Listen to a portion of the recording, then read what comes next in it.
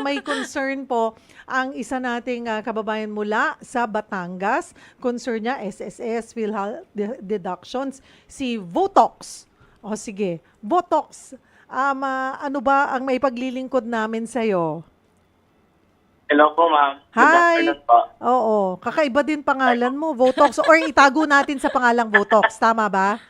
Opo, itago niyo na lang po muna kasi pangalan po. Oo, sige, mas maganda Ako yan. naman ang employer ko eh. Oo, anong maipaglilingkod namin sa iyo ni Attorney Suarez? Okay. Okay, ma'am, itatanong lang kasi may mga drivers and helpers kami din na na-encounter na ayaw nila magpakatas ng PhilHealth, SSS, itak, at saka pag-ibig. Ano po sila contractual, hindi naman sila actually contractual employees, parang independent contractor ang dating nila sa amin, pero wala naman kaming kontrata.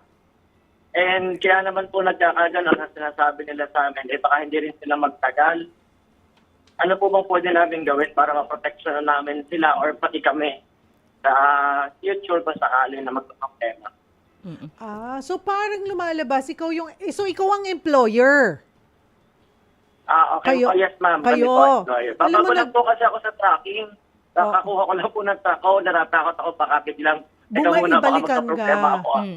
Alam mo, naging concern ko din yan sa ilang kasambahay. Ayaw magpa-deduct. Kahit sabi ko, buuin na natin. Pero kayo magbayad ha. Kasi may computation yan depende, diba? So, baka naman ako kami ang balikan ng SSS, sabi ko ganito, kakarga ko na sa yung buong babayaran mo on this, sa sweldo mo, magbayad ka on your own. Kasi nga, depende sa computation yan, di ba, Attorney Verge? So, ayaw kasi nila, sige, eto yung buo, kasama yung buong bayad sa mga benefits mo, ikaw ang magbayad, quarterly or monthly dito sa mga to. Paano nga ba pag ganun? Oo. Sir, kailangan talaga nating i-report sa SSS. That is really for your protection and for the protection of your employees. Kasi SSS is an insurance yan Siyempre, pag employer, mas malaking babayaran. For example, this is just an example. Pwedeng 1,000 ang babayaran mong share ng employer, tapos yung empleyado ay 400 pesos lang. Also, halos higit sa doble ang share ng employer. Yun. Pag ganun kasi, para pag nagkasakit yung manggagawa, makakapag-apply siya ng sick leave. O kaya, at the end, pagtanda niya, meron siya makukuha na retirement. Kapag hindi kasi na-report, yun medyo magiging problema din yun ng employer. O kung kayo yung employer, medyo magiging problema nyo rin yun. Kasi pag hindi inireport, ay naku po, may mga penalty, surcharge po kayo mula sa SSS. Kasi magmula sa pag-employ nyo, ay dapat talaga immediately reported kaagad sa sa SSS. Para yung mga PhilHealth nila, pag-ibig nila, ganoon. Siyempre, pag tayo magtatayo ng business, kasama din talaga sa kinukwenta natin yung mga benepisyo ng mga manggagawa. Kaya nga, minsan nababanggit ko, naman, kung hindi mo kayang magbayad ng mga benepisyo sa mga manggagawa o kaya ng tamang pasahod sa manggagawa, baka wala kang karapatang mag-business.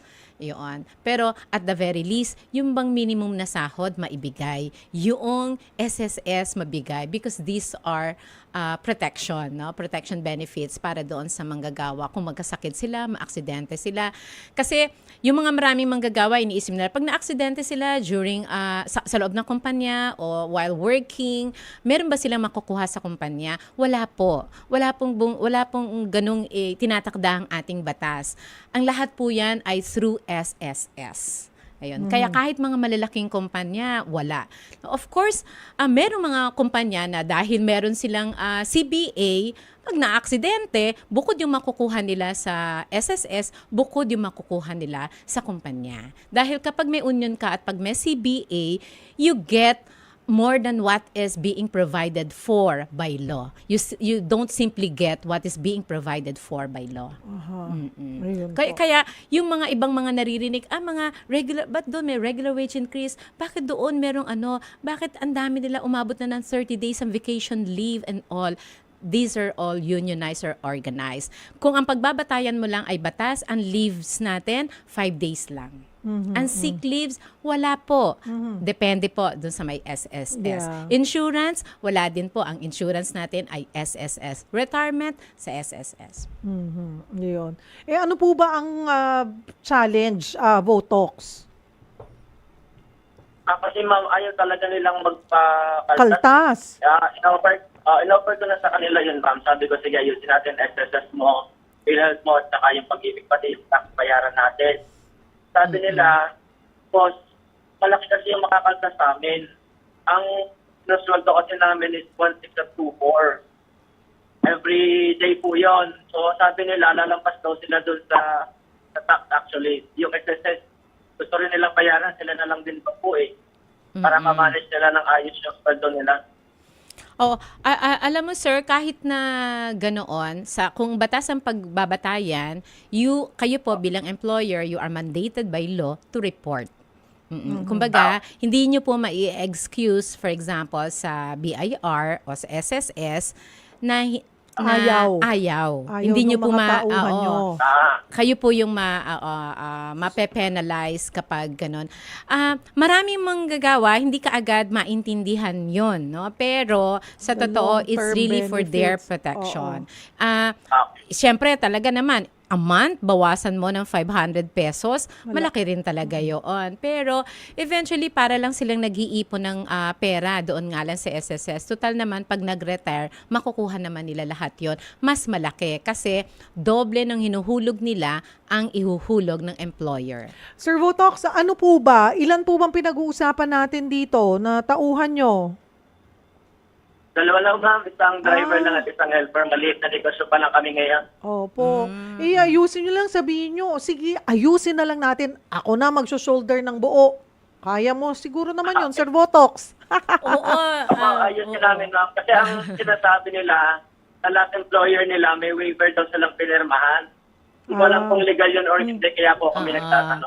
Oo, that's not even that is not even legal. Ayun, hindi pala legal. Okay. At saka matutulungan nyo pa sila, Sir Votox, ayan, yung mga katulad yung employer na ipaintindi na ito ay para sa future nila.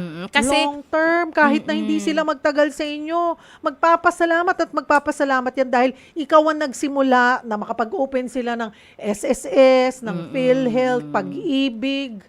Yes. Ayun po. Ang pagre-report natin sa kanila, dito sa mga government agencies na ito as employer, ay hindi po kailangan ng consent nila. Ayun po. Okay. Ayun po. Klaro na po, Sir Votox. Yes. Thank you, ma'am. At least meron tayong mahusay na employer ngayon. At Sir Votox, umaasa kami na mas lalo pang lalago ang inyong Oo nga, negosyo. yes. Diba? Para dumami ang mga katulad yung employer. Salamat, Sir Votox Gonzales ng Batangas.